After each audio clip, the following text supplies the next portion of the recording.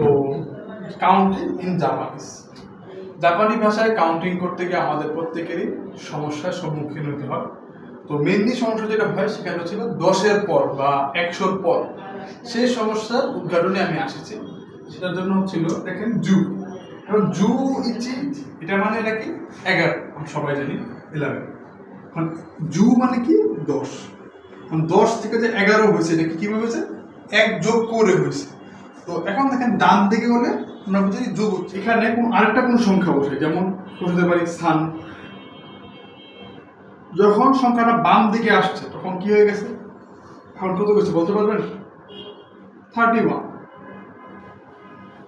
তো এখানে স্থানটা হওয়ার কারণে কি হয়েছে, গুণ হয়েছে। তো আমরা এটাকে বলতে পারি বাম সমান সমান গুণ আর ডান সমান সমান যোগ।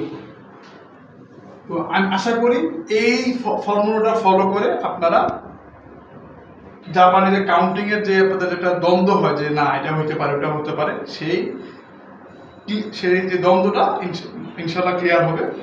আর যেটা মনে রাখতে হবে যে চেক পোস্টগুলো, যেমন বাংলায় যেমন একক, দশক, শতক, হাজার, অযুত, লক্ষ, নিযুত, জাপানিজও আছে জু, হিয়াকু, সেন, মাচি, এগুলো আমাদের মনে রাখতে হবে ইনশাল্লাহ।